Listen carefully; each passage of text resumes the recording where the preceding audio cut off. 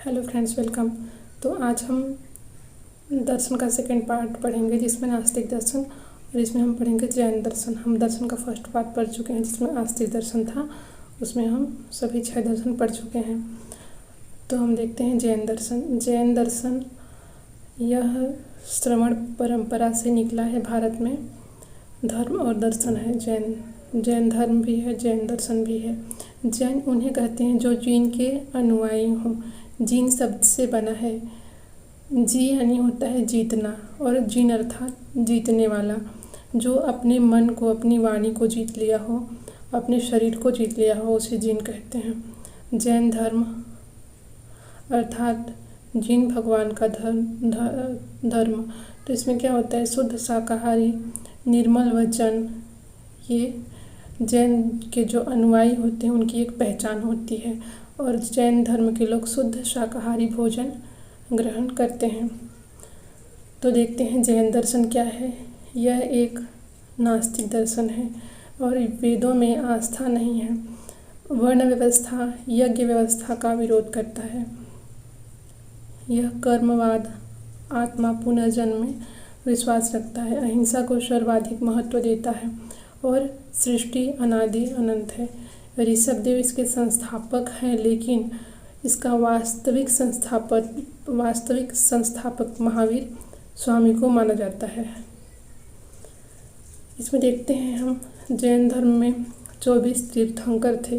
तो जो मुख्य तीर्थंकर हैं और उनके प्रतीक चिन्ह देखते हैं, जिसे कहीं एग्जाम में पूछा जा सकता है। ऋषभदेव, उनका प्रतीक चिन्ह है वृषभ। अजीतनाथ, उनका प्रतीक चिन्ह है हाथी। संभवनाथ, उनका प्रतीक चिन्ह है घोड़ा। पद्म प्रभु, उनका प्रतीक चिन्ह है कमल। सुपार्श्वनाथ, उनका प्रतीक चिन्ह है स्वस्तिक। मल्लीनाथ, कलश। पार्श्वनाथ, सर्प। पार्श्वनाथ बोला जाता है कि नीले कलर के कारण इनका जो प्रतीक चिन्ह है वो सर्प था। महावीर स्वामी, सिंह।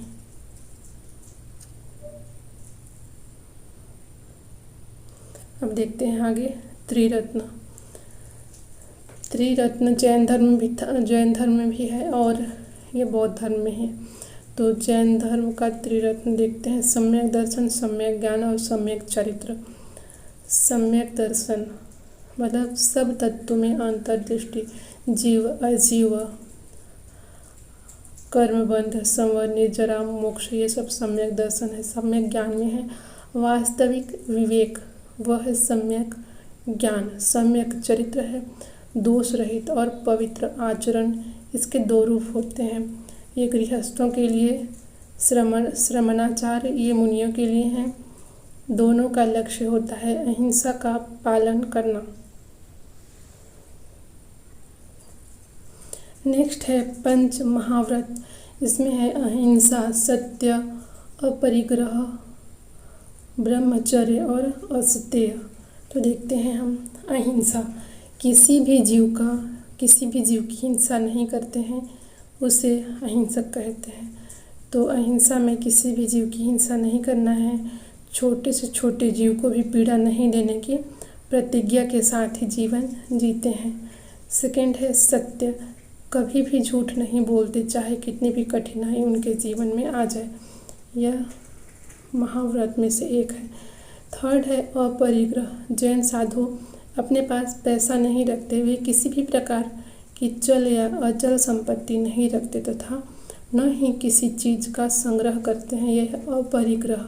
असत्य, जैन धर्म में चोरी नहीं कर सकते तथा किसी ने चोरी कर भी ली तो वह पाप का भागीदार बन जाता है। यह असत्य मतलब चोरी नहीं करना। ब्रह्मचर्य मुख्यतः जैन साधुओं के लिए है, क्योंकि गृहस्थ जीवन में ब्रह्मचर्य को अनिवार्य नहीं कहा गया है। तो इसमें है जैन साधुओं को पूरी तरह ब्रह्मचर्य का पालन करना पड़ता है। देखते हैं आगे ज्ञान। जैन धर्म के अनुसार ज्ञान कितने हैं? तो जैन धर्म के अनुसार 5 ज्ञान है। मति ज्ञान, श्रुति ज्ञान, अवधि ज्ञान, मनः पर्याय ज्ञान और कैवल्य ज्ञान। तो इन सबको एक एक करके देखते हैं। मति ज्ञान क्या है? मन व इंद्रियों की सहायता से होने वाला अर्थ का ज्ञान अर्थात इंद्रिय जनित ज्ञान है मति ज्ञान। मन और इंद्रियों की सहायता से जो ज्ञान होता है उसे हम मति ज्ञान कहते हैं अर्थात इंद्रिय जनित ज्ञान। श्रुति ज्ञान मतलब सुनकर। श्रवण ज्ञान जैसे मन व इंद्रियों के द्वारा हुए अर्थ ज्ञान का वाच्यार्थ ज्ञान यानी पहले के ज्ञान की व्याख्या तथा अर्थ को सुनकर ग्रहण किया जाता है वह ज्ञान श्रुति ज्ञान कहलाता है। मति ज्ञान मतलब मन बोलते हैं कभी मति मारी गई है तो वही है मति मतलब मन इंद्रिय। श्रुति ज्ञान मतलब सुनकर। थर्ड है अवधि ज्ञान। अवधि ज्ञान मन व इंद्रियों की सहायता के बिना आत्मशक्ति से अमुक नियत मर्यादा सीमा तक के मूर्त पदार्थों की जानकारी देने वाला ज्ञान, यह है अवधि ज्ञान। इसको हम दिव्य ज्ञान भी कहते हैं। मन पर्याय अन्य व्यक्तियों के मन या मस्तिष्क का ज्ञान जान लेना मतलब किसी अन्य व्यक्ति के मस्तिष्क में क्या चल रहा है यह हम जान जाएं, यह है मन पर्याय ज्ञान। नेक्स्ट है कैवल्य ज्ञान। कैवल्य ज्ञान पूर्ण ज्ञान निर्ग्रंथ एवं जितेंद्रियों को प्राप्त होने वाला ज्ञान, एकदम शुद्ध संपूर्ण तथा अनंत ज्ञान जिस पर कोई आवरण नहीं होता। मन व इंद्रियों की सहायता के बिना तीनों लोक के तमाम मूर्त व अमूर्त पदार्थों को एवं मनोभावों को यथावत जानने वाला ज्ञान कैवल्य, इसे ही कैवल्य की प्राप्ति कहते हैं। सप्तभंगी ज्ञान, इसमें है सापेक्षिक ज्ञान की तार्किकता के आधार पर जैन दर्शन में निर्णय या मत के 7 प्रकार माने गए हैं। जैन दर्शन द्वारा आनुभविक निर्णय या मत के इस वर्गीकरण को ही सप्तभंगी न्याय या सप्तभंगी ज्ञान कहा जाता है। और स्याद्वाद, स्याद्वाद क्या है? जैन दर्शन के अंतर्गत किसी वस्तु के गुण को समझने, समझाने और अभिव्यक्त करने का सापेक्षिक सिद्धांत है स्याद्वाद। ज्ञान परिस्थितियों पर निर्भर है, वह निरपेक्ष नहीं परिवर्तनशील है। जो ज्ञान है वो परिस्थितियों पर निर्भर करता है और ज्ञान निरपेक्ष नहीं परिवर्तनशील है। जैन मत के अनुसार ज्ञान के 3 स्रोत हैं। प्रत्यक्ष मतलब हम उसे डायरेक्ट हम देखकर हम ज्ञान प्राप्त करते हैं। दूसरा है अनुमान, एक अनुमान लगाया जा सकता है। और तीसरा है तीर्थंकरों के प्रवचन से ज्ञान प्राप्त कर सकते हैं। संलेखना, संलेखना क्या होता है? सत्य लेखना, अच्छाई का लेखा जोखा। संलेखना का संदर्भ उपवास के द्वारा अपने प्राण का त्याग करने के लिए होता है संलेखना का उपयोग। जबकि और संथारा प्रथा, यह क्या है? जब किसी व्यक्ति को लगता है कि वह मृत्यु के निकट है तो एकांतवास ग्रहण कर लेता है और अन्न जल को त्याग देता है और इसके बाद वह देह को त्याग देता है। यह है संथारा प्रथा। नेक्स्ट है जैन साहित्य। तो देखते हैं जैन साहित्य में इसके जो प्राचीनतम जैन ग्रंथ पूर्व कहा जाता है। जो प्राचीनतम जैन ग्रंथ वो पूर्व कहे जाते हैं। माना जाता है कि इन ग्रंथों की जानकारी केवल भद्रबाहु की थी। जब भद्रबाहु दक्षिण की ओर चला गया तो स्थूलबाहु के नेतृत्व में एक सभा आयोजित की गई और जो महावीर थे वो अर्धमागधी या प्राकृत भाषा में अपने शिष्यों तक पहुंचाया। नेक्स्ट जैन साहित्य प्राकृत एवं संस्कृत भाषा में मिलते हैं, जबकि प्रारंभिक जैन साहित्य है वो अर्धमागधी में लिखे गए थे। बाद के जैन धर्म ने प्राकृत भाषा को अपनाया। कालांतर में जैनियों ने सौशैनी, संस्कृत और कन्नड़ भाषा में साहित्य को लिखा। जैन साहित्य को आगम भी कहा जाता है। इन ग्रंथों को श्वेतांबर संप्रदाय के आचार्यों द्वारा महावीर स्वामी के मृत्यु के बाद लिखा गया था।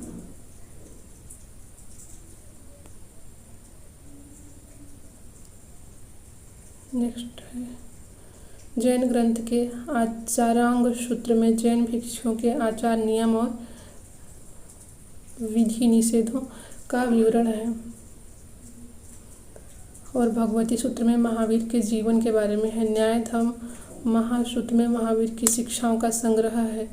उवासक दशाओं में हुन शासक तोरमार तथा भद्रबाहु का चरित्र है।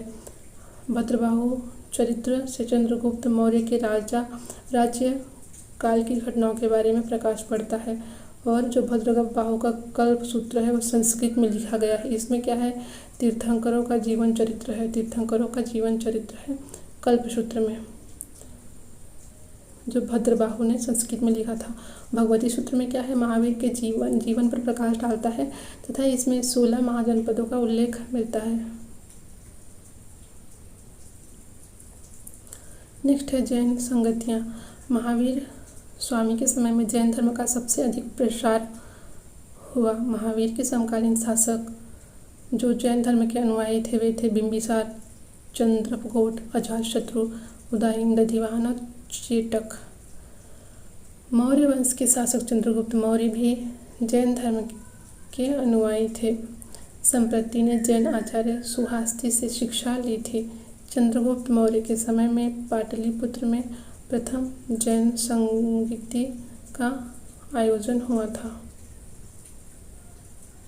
यह याद रखिएगा, चंद्रगुप्त मौर्य के समय में और पाटलिपुत्र में प्रथम जैन संगीति का आयोजन हुआ था। नेक्स्ट है कलिंग नरेश खारवेल भी जैन धर्म का अनुयायी था। उदयगिरी पहाड़ी में इसने भिक्षुओं के लिए गुफा निर्माण करवाया था। राष्ट्रकूट, गंग, गुजरात के चालुक्य एवं चंदेल शासकों ने भी जैन धर्म को प्रश्रय दिया था। राजपूत शासक अमोघवर्ष जैन धर्म का अनुयायी था। इसने रत्नमालिका नामक ग्रंथ की रचना की। गंगवंश के राजा राजमा चतुर्थ को मंत्री और सेनापति चामुंड राय ने 975 ईस्वी में बाहुबली जीन की मूर्ति गोमतेश्वर का निर्माण श्रवण बेलगोला कर्नाटक में कराया था। यहाँ पर प्रत्येक 12 वर्ष में महामस्तकाभिषेक किया जाता है, जो कि 2017 में शायद किया गया था। और यहाँ पे 18 फीट लंबी इनकी और 18 फीट ऊंची इनकी मूर्ति है। महावीर की शिक्षा को संकलित करने के लिए 2 जैन सभाओं का आयोजन किया गया था। प्रथम था पाटलिपुत्र में 322 ईस्वी में। पाटलिपुत्र बिहार में। इसके अध्यक्ष थे स्थूलभद्र शासक चंद्रगुप्त मौर्य थे। और इसमें बिखरे हुए एवं लुप्तप्राय ग्रंथों का संचयन किया गया था। सेकंड है 12 अंगों का संकलन। और तीसरा है जैन धर्म का 2 संप्रदायों में विभाजन। द्वितीय संगति हुई थी 513 से 526 ईस्वी पूर्व में वल्लभी, गुजरात में। इसके अध्यक्ष थे देवर्धि, क्षमा, श्रवण। और इसके परिणाम कुल 11 अंगों को लिपिबद्ध किया गया था।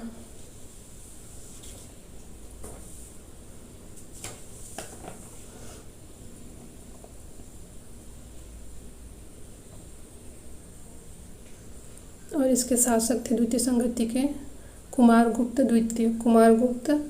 द्वितीय।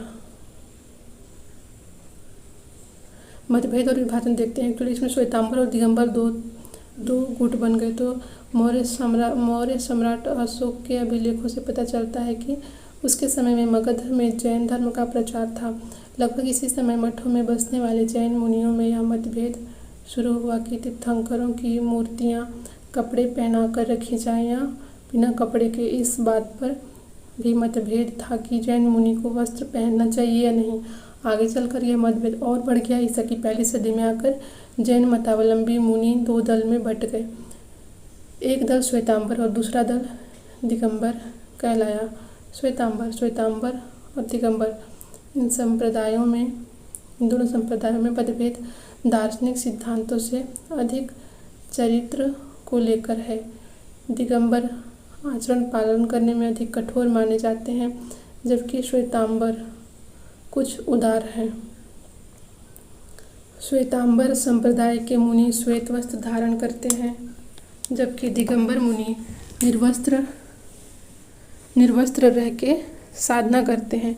यह नियम केवल मुनियों पर लागू होता है। दिगंबर संप्रदाय का मानना है कि मूल आगम ग्रंथ लुप्त हो चुके हैं।